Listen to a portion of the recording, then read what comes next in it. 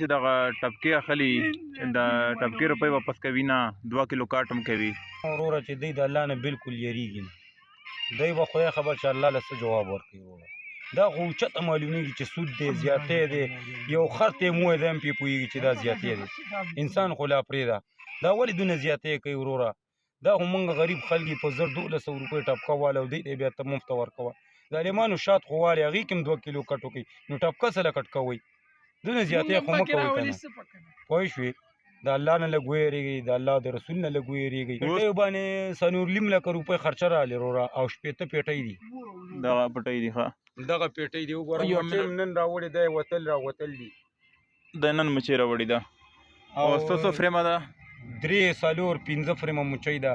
او وروره نو په دې باندې زه دې ته کوم ځای نه دا خرچه پوره کړم، او دی بیا مونږ سره داسې دي ریټونو کې هم زیاتی کوي، هره خوا نه زیاتی کوي که نه. ولې دی د الله نه نه یېرېږي؟ لږ انصاف وکړئ، عدل وکړئ وروره. سلامونه احترامات مې ومنئ قدرمنو نوروز عمر امید ستاسو په درانه خدمت کې حاضر شوی ما.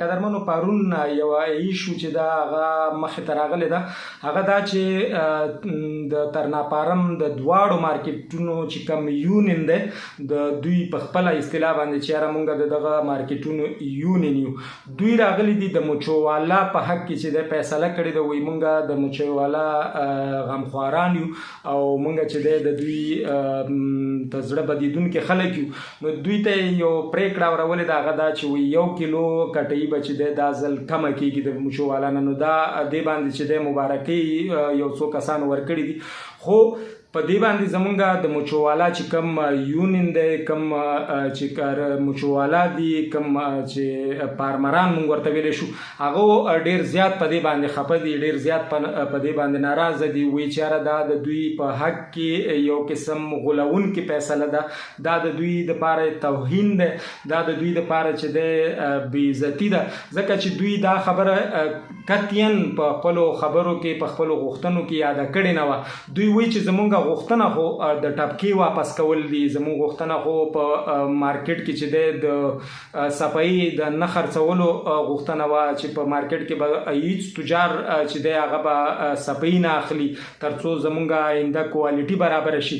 نو دا چې صفایي مارکیټ ته کولم روانه ده، خرڅېږي، برای راست هلته خرڅېږي، دغه یونین هلته موجود دی، د دغې صفایي مخه نه ده نیولې تر څو دا کاروبار ښه شي، دغه کاروبار ته یو عزت میلاو شي، یو ټول پاکستان ته عزت میلاو شي. دوهمه دوی په دې باندې غوښتنه ده، وایي چې یاره مونږ دپاره د ریټونه برابر کړل شي، ځکه چې نن سبا تاسو د اوړو 20 کیلو ریټ معلوم کې تقریبا 2200-2300 ته رسېدلی. یوازې څو میاشتې مخکې چې دی په 200 په 950 په 900 روپۍ باندې تورړه وه، چې اوس 2200 ده، یعنې تقریبا 3 چنده چې دی د هغې ریټ اوچت شوی دی. نو دوی وایي چې یاره همدغې قیمتۍ ته په کتو سره، دغې ګرانۍ ته په کتو سره باید مونږ ته ریټ راکړل شي چې کم از کم د 1 لک نه خو کم نه وي.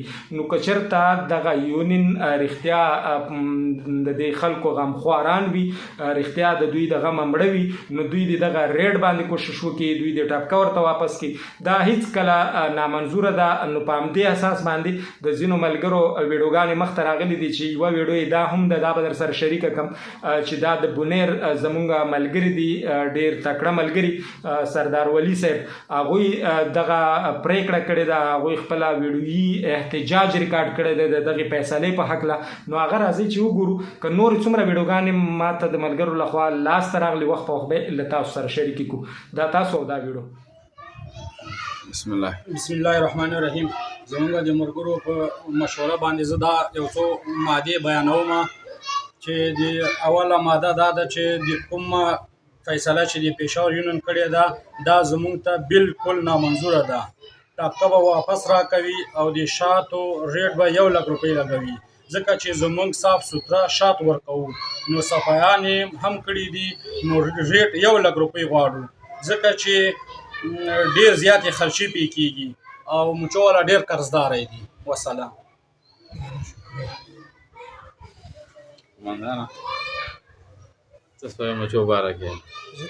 مچۍ والا غریبانان غرق دي، خرچې ډېرې دي او شات ریټونه نه لري، او دوی هلته ریټونه په لږو پیسو شات اخلي، ټپکې مفته کې اخلي، په 1300 روپۍ نن سبا یوه ټپکه ده.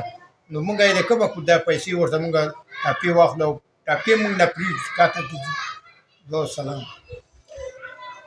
بالکل مرګرو چې کومې خبرې وکولې دا بالکل ښې خبرې وې ځکه چې نن سبا حالات ته وګورو مخکې به چې مونږ یو ګاډی په 10,000 روپۍ باندې کوو 10,000 به مونږ یو ګاډی کوو مونږ به یې علاقې ته مچۍ وړلې هغه ګاډی اوس مونږ سره په 25,000 روپۍ دي که د ځمکې خبره وه مونږ په 10,000 روپۍ مونږ ته چا ځمکه په اجاره راکوله مونږ به پکې مچۍ ایښودې هغه اوس 50,000 باندې خبره کوي شاید د مونږ په ښکته باندې روان دي مونږ د متعلقه چې څومره حکام دي سرکاري او غیر سرکاري حکام هغوی ته دا اپیل کوو برای مهرباني په دې مچو والا باندې لږ رحم وکړي چې څومره مدنونه څومره پیسې دوی ګټلې دي د هغې د لږ د 2-3 کاله کې چې مونږ کوم حالت ته رسېدلي یو مچۍ والا هر یو مچو والا په لکونه روپۍ قرضداره ده او لږ رحم دې وکړي لږ د الله نه ویرېږي دا ټاپکه دې مچو والا ته واپس کړي دا فیصله چې دوی کومه کړې دا مونږ ته بالکل منظور نه ده نه په دې باندې مونږ دې سره اتفاق کوو مونږ ته به دا ټاپکه واپس کېږي ریټ دې مونږ ته صحیح ولګوو شاته مونږ صفایانې شروع کړي دي ښه ټیک ټاک شات به ورکوو ریټونه به راته ښه ټیک ټاک لګوي والسلام